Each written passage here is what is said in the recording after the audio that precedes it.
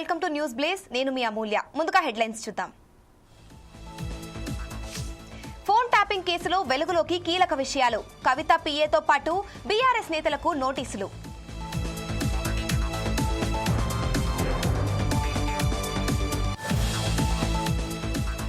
July 1న TBJP రాష్ట్ర అధ్యక్షుడి ఎన్నిక. రేపు నోటిఫికేషన్, ఎల్లుండి నామినేషన్ల స్వీకరణ.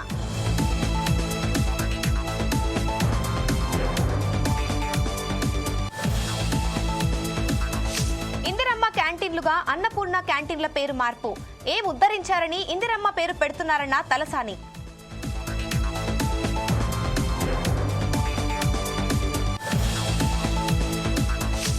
ఎయిర్ ఇండియా ఆఫీసులో ఉద్యోగుల డాన్సులు. 4 సీనియర్ అధికారులపై వేటు.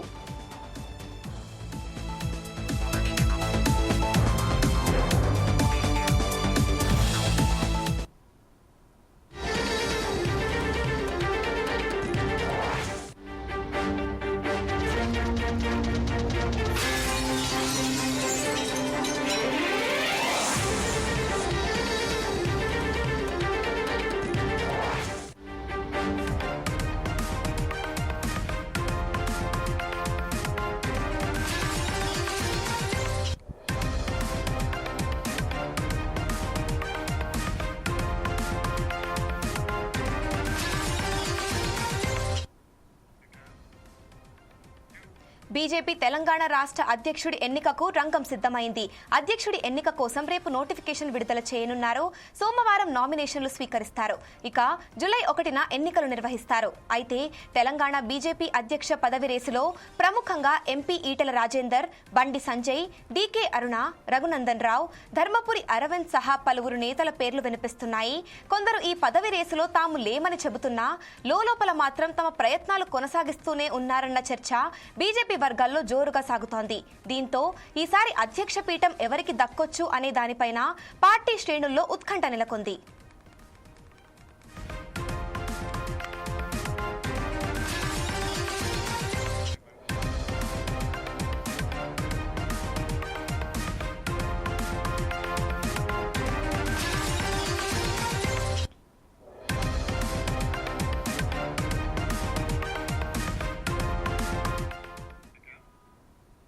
ఇక ఇదే అంశంపై మరింత సమాచారం మా స్పెషల్ కరెస్పాండెంట్ ప్రసన్న అందిస్తారు. చెప్పండి ప్రసన్న. అమూల్య, తెలంగాణ రాష్ట్ర బీజేపీ అధ్యక్ష ఎన్నికకు రంగం సిద్ధమైనట్టు చెప్పవచ్చు. అయితే అధ్యక్షుల ఎన్నిక కోసము రేపు అంటే 29వ తారీఖున నోటిఫికేషన్ విడుదల చేయనున్నారు బీజేపీ పార్టీ. అదేవిధంగా సోమవారం నామినేషన్లు స్వీకరించిన ప్రక్రియ చేపడుతున్నారు. అయితే జూలై 1వ తేదీన ఎన్నికలు నిర్వహించి అధ్యక్షుల్ని డిక్లేర్ చేసేటువంటి అవకాశం ఉంది. తెలంగాణ బీజేపీ అధ్యక్ష రేసులో మాత్రం ప్రముఖంగా ఎంపీలు, బీజేపీ ఎంపీలు మల్కాజ్గిరి ఎంపీ ఈటెల రాజేందర్, అదేవిధంగా నిజామాబాద్ ఎంపీ ధర్మపురి అరవింద్, అదేవిధంగా Medak MP Raghunandan Rao, Mahabub Nagar MP DK అరుణ, కరీంనగర్ ఎంపీ బండి సంజయ్, కేంద్ర మంత్రిగా రాయమంత్రి బండి సంజయ్, వీళ్ళందరూ కూడా లైన్ లో ఉన్నారు.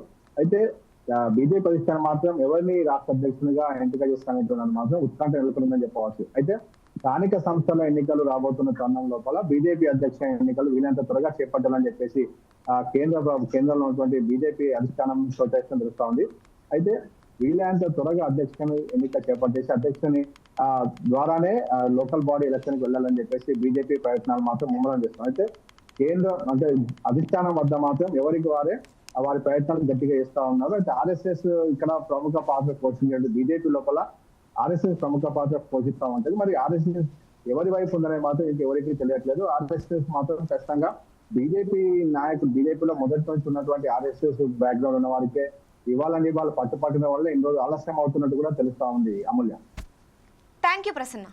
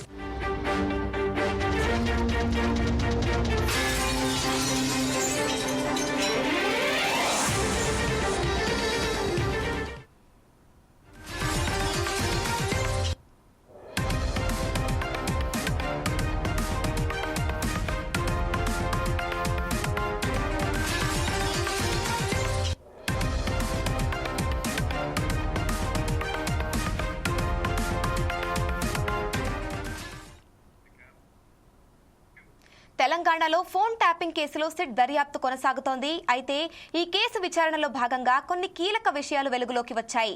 ఈ కేసులో నిందితుడిగా ఉన్న ప్రణీత్ రావు ఫోన్లోని పలు రికార్డింగ్లను ఇప్పుడు బయటపడ్డాయి. ఈ క్రమంలో ఎమ్మెల్సీ కవిత పిఏకు సిట్ అధికారులు నోటీసులు ఇచ్చారు. అలాగే పలువురు బీఆర్ఎస్ నేతలకు కూడా సిట్ నోటీసులు ఇచ్చింది. ఇప్పటికే పలు వీఐపీల స్టేట్మెంట్లను రికార్డ్ చేసిన సిట్ ఫోన్ ట్యాపింగ్ కేసు విచారణను మరింత వేగవంతం చేసింది. సీఎం రేవంత్ రెడ్డి కుటుంబ సభ్యులతో పాటు ఈటెల, పొంగులేటి, ఉత్తమ్, వివేక్, బండి సంజయ్ ఫోన్లు ట్యాప్ అయినట్టు సిట్ గుర్తించింది.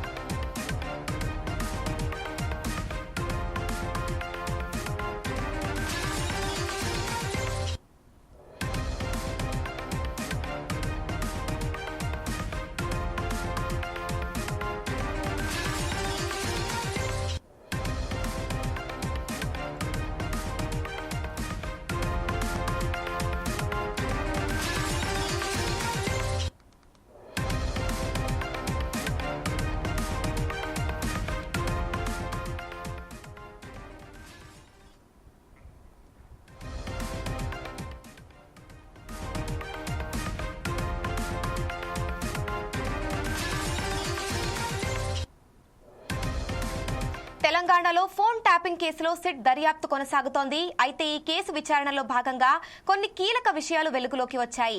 ఈ కేసులో నిందితుడిగా ఉన్న ప్రణీత్ రావు ఫోన్లోని పలు రికార్డింగ్లు ఇప్పుడు బయటపడ్డాయి. ఈ క్రమంలో ఎమ్మెల్సీ కవిత పిఏకు సిట్ అధికారులు నోటీసులు ఇచ్చారు. అలాగే పలువురు బీఆర్ఎస్ నేతలకు కూడా సిట్ నోటీసులు ఇచ్చింది. ఇప్పటికే పలువురు వీఐపీ స్టేట్మెంట్లను రికార్డ్ చేసిన సిట్ ఫోన్ ట్యాపింగ్ కేసు విచారణకు మరింత వేగవంతం చేసింది. సీఎం రేవంత్ రెడ్డి కుటుంబ సభ్యులతో పాటు ఈటెల, పొంగులేటి, ఉత్తమ్, వివేక్, బండి సంజయ్ ఫోన్లు ట్యాప్ అయినట్టు సిట్ గుర్తించింది.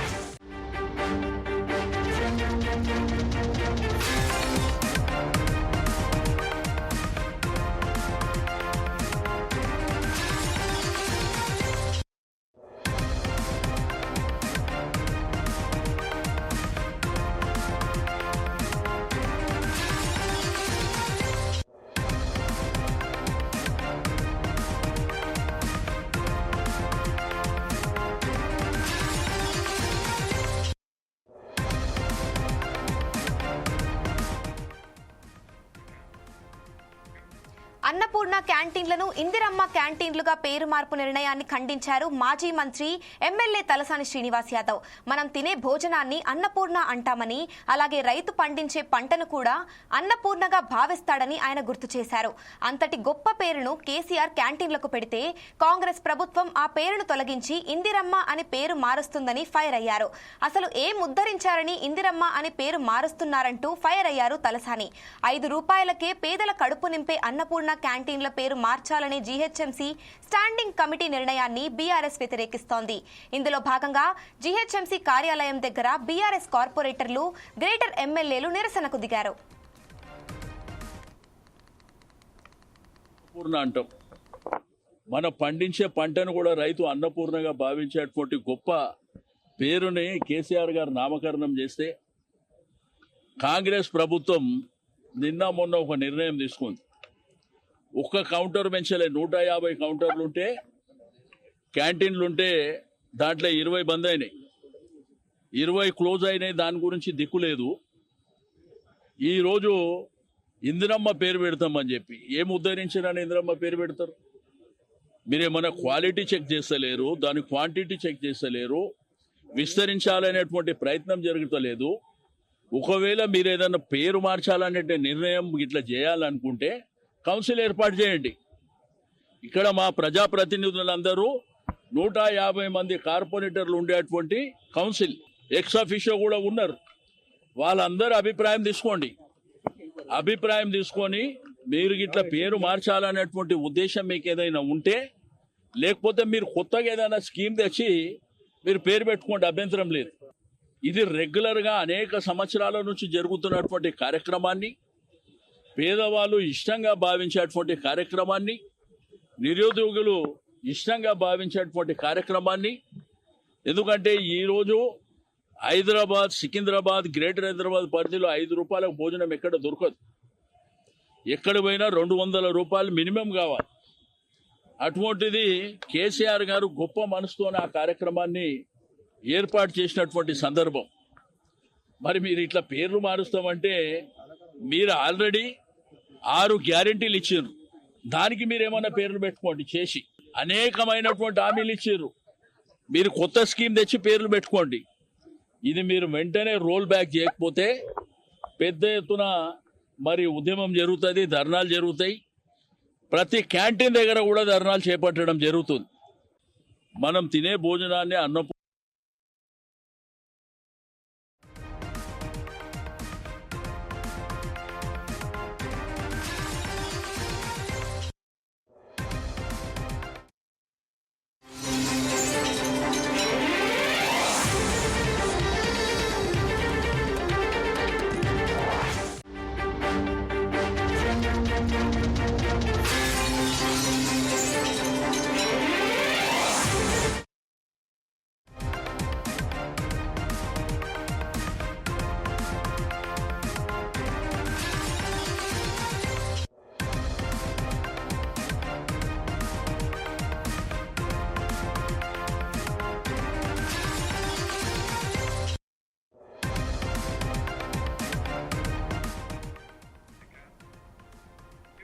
పశ్చిమ బెంగాల్ రాజధాని కోల్కతాలో సంచలనం సృష్టించిన లా కాలేజ్ విద్యార్థిని సామూహిక అత్యాచారం కేసులో పోలీసులు దర్యాప్తు ముమ్మరం చేశారు. ఈ కేసులో తాజాగా మరో కీలక అరెస్ట్ జరిగింది. బాధితురాలు చదువుతున్న సౌత్ కాలేజ్లో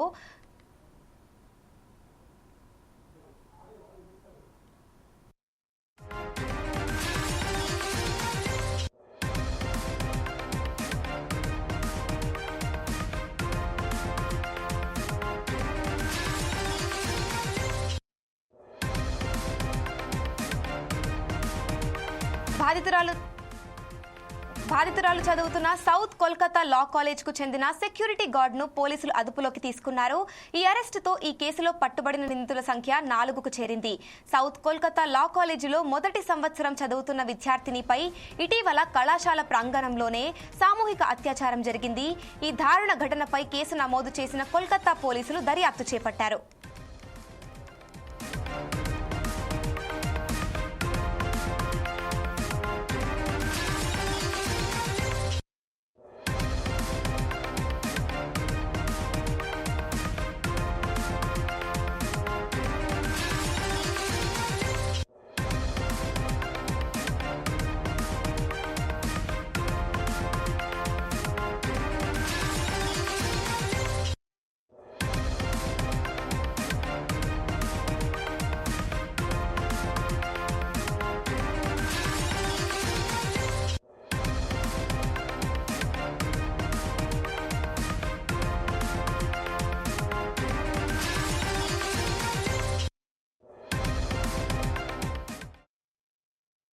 ఇప్పటికే ఈ కేసుతో సంబంధం ఉన్న 3 నిందితులను అరెస్ట్ చేశారు. వారితో టీఎంసీ పార్టీకి చెందిన ఓ స్థానిక నాయకుడు కూడా ప్రధాన నిందితుడిగా ఉన్నాడు. తాజాగా ఈ కేసులో సెక్యూరిటీ గార్డ్ పాత్ర కూడా ఉన్నట్టు గుర్తించిన పోలీసులు అతడిని అరెస్ట్ చేశారు. విద్యార్థులకు రక్షణగా ఉండాల్సిన గార్డే ఈ దారుణంలో పాలు పంచుకోవడం తీవ్ర ఆందోళన కలిగిస్తోంది. కేసులో ఇంకా ఎవరెవరి ప్రమేయం ఉందనే కోణంలో పోలీసులు విచారణ కొనసాగిస్తున్నారు. కళాశాల ఆవరణలోనే ఈ దారుణం జరగడం, అందులో రాజకీయ నాయకుడితో పాటు కాలేజీ సిబ్బంది ప్రమేయం కూడా ఉండటంపై విద్యార్థి సంఘాలు, ప్రజా సంఘాల నుంచి తీవ్ర వ్యతిరేకత వ్యక్తమవుతోంది. ఈ ఘటనతో నగరంలో మరోసారి మహిళల భద్రతపై చర్చ మొదలైంది.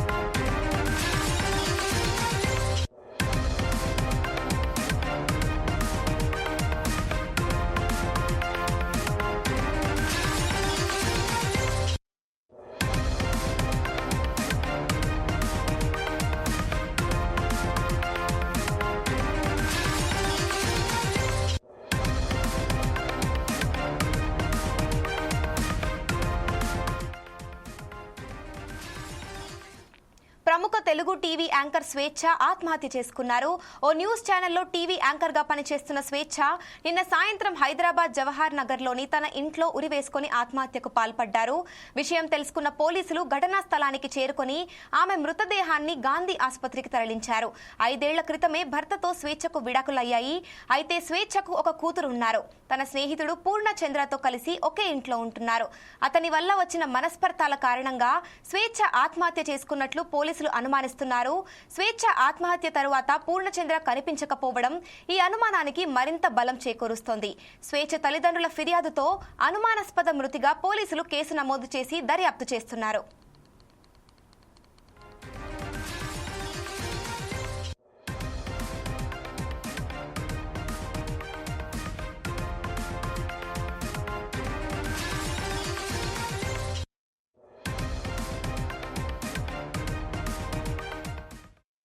ప్రముఖ తెలుగు టీవీ యాంకర్ స్వేచ్ఛ ఆత్మహత్య చేసుకున్నారు. ఓ న్యూస్ ఛానల్లో టీవీ యాంకర్ గా పనిచేస్తున్న స్వేచ్ఛ నిన్న సాయంత్రం హైదరాబాద్ జవహర్ నగర్ లోని తన ఇంట్లో ఉరివేసుకుని ఆత్మహత్యకు పాల్పడ్డారు.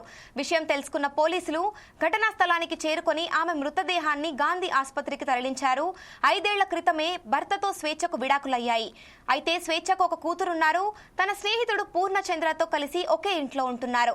అతని వల్ల వచ్చిన మనస్పర్ధాల కారణంగా స్వేచ్ఛ ఆత్మహత్య చేసుకున్నట్లు పోలీసులు అనుమానిస్తున్నారు. స్వేచ్ఛ ఆత్మహత్య తరువాత పూర్ణచంద్ర కనిపించకపోవడంతో ఈ అనుమానానికి మరింత బలం చేకూరింది. స్వేచ్ఛ తల్లిదండ్రుల ఫిర్యాదుతో అనుమానాస్పద మృతిగా పోలీసులు కేసు నమోదు చేసి దర్యాప్తు చేస్తున్నారు.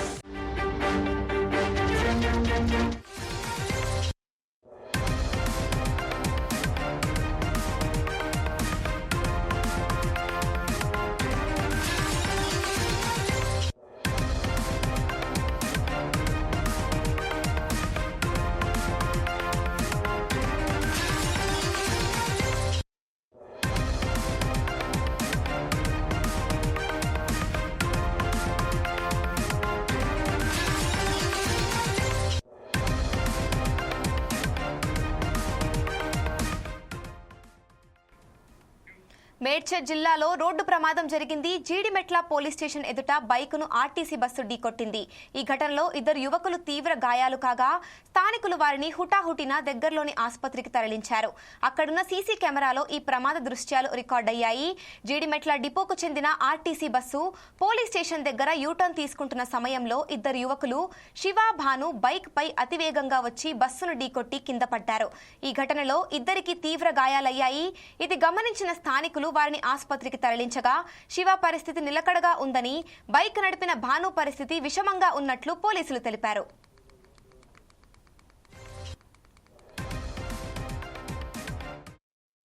ఏడు గంటల 30 నిమిషాల సమయంలో జీడిమెట్ల పోలీస్ సిబ్బంది అందరూ వీక్లీ పరేడ్ చేస్తున్న క్రమంలో ఒక యాక్సిడెంట్ అయినట్టుగా పెద్ద శబ్దం రావడం జరిగింది. ఆ శబ్దం వినగానే ఇమీడియట్లీ మేము అక్కడికి పరిగెత్తుకొని వెళ్ళి చూసేసరికి ఒక జీడిమెట్ల డిపో ఆర్టీసీ బస్కి ఒక 2 వీలర్ బైక్ గుద్దుకొని 2 యువకులు రక్తస్రావంలో కొట్టుమిట్టాడుతుంటే ఇమీడియట్లీ మా సిబ్బంది మేము కలిసి ఆటోలో ఆ 2ని దగ్గరలో ఉన్న ఒక ప్రైవేట్ హాస్పిటల్కి షిఫ్ట్ చేయడం జరిగింది.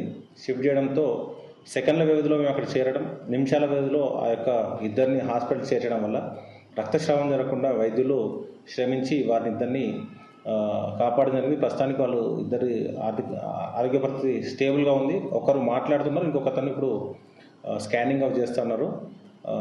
ఇక్కడ అంతే ఎర్లీ అవర్స్లో వాళ్ళిద్దరు స్టూడెంట్స్ కావడం, శివ అండ్ భాను కిరణ్ అండ్ శివ. ఈ 19 ఇయర్స్ శివ తను రైడ్ చేస్తుంటే భాను కిరణ్ వాళ్ళ ఫ్రెండ్ వెనక బైక్ పైన కూర్చున్నాడు. వీళ్ళిద్దరు స్టూడెంట్స్. శివనేమో ఇప్పుడు ఇంటర్మీడియట్ చదువుతున్నాడు, భాను వచ్చేసి బీటెక్ చేస్తున్నారు. వాళ్ళు ఎగ్జామ్స్ ఉండే ఉద్దేశంతో టెంపుల్కి వెళ్ళేస్తామని వేగంగా వెళ్తున్న క్రమంలో ఈ యాక్సిడెంట్ జరిగింది. వీళ్ళు గాజుల రామారం నివాసులు. వాళ్ళు గాజుల రామారం నుంచి తాడ్బండ్కి వెళ్తున్నట్లుగా మనకు వాళ్ళు చెప్పడం జరిగింది. తాడ్బండ్ వెళ్తున్న క్రమంలో మనకు జీడిమెట్ల పిఎస్ దాటిన తర్వాత హెచ్ఎంటీ గ్రౌండ్కి వెళ్ళే రోడ్లో ఈ యాక్సిడెంట్ జరిగింది. ప్రస్తుతానికి ఆర్టీసీ డ్రైవర్ మా అదుపులో ఉన్నాడు. ఆ యొక్క ఇంజూరీ అయిన వ్యక్తులు హాస్పిటల్లో ట్రీట్మెంట్ పొందుతూ ఉన్నారు.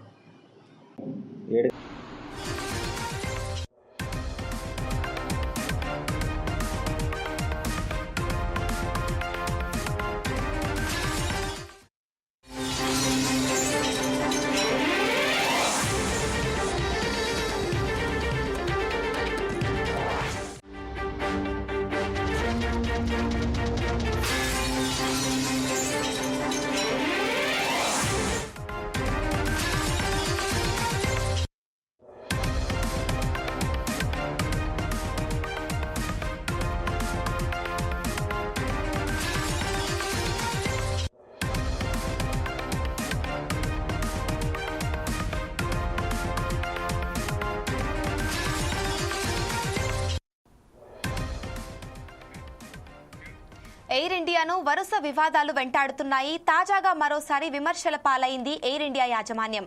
అహ్మదాబాద్ ఎయిర్ ఇండియా ప్రమాదంలో 274 మంది చనిపోయిన ఘటన తీవ్ర విషాదాన్ని నింపింది. ఈ దుర్ఘటన నుంచి ఇంకా బాధిత కుటుంబాలు పూర్తిగా కోలుకోలేదు. ఈ సమయంలో ఎయిర్ ఇండియా చేసిన ఓ పని విమర్శకులు దారితీసింది. జూన్ 20న గుర్గావ్ ఎయిర్ ఇండియా ఆఫీస్లో డీజే పార్టీ నిర్వహించారు సిబ్బంది. డీజే పాటలకు డాన్సులు చేస్తూ మజా చేసుకున్నారు. అయితే ఈ పార్టీకి సంబంధించిన వీడియోలు నెట్టింట వైరల్ కావడంతో నెటిజన్లు ఫైర్ అయ్యారు. ఎయిర్ ఇండియా యాజమాన్యంపై విమర్శలు గుప్పించారు.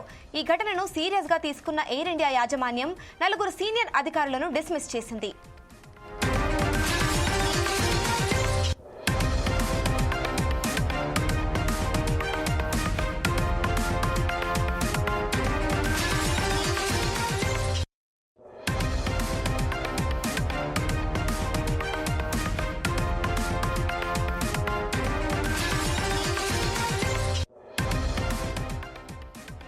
ఎయిర్ ఇండియాను వరుస వివాదాలు వెంటాడుతున్నాయి. తాజాగా మరోసారి విమర్శల పాలైంది ఎయిర్ ఇండియా యాజమాన్యం.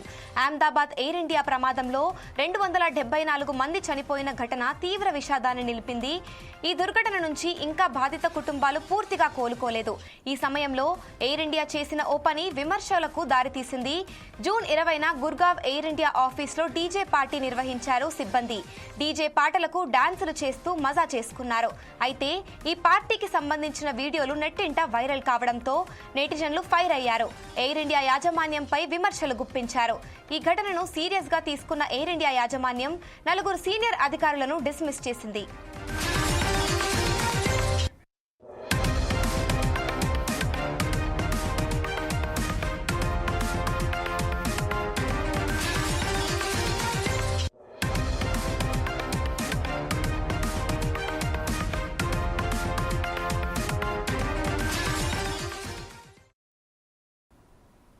మరింత సమాచారం కోసం చూస్తూనే ఉండండి 4 సైడ్స్ టీవీ.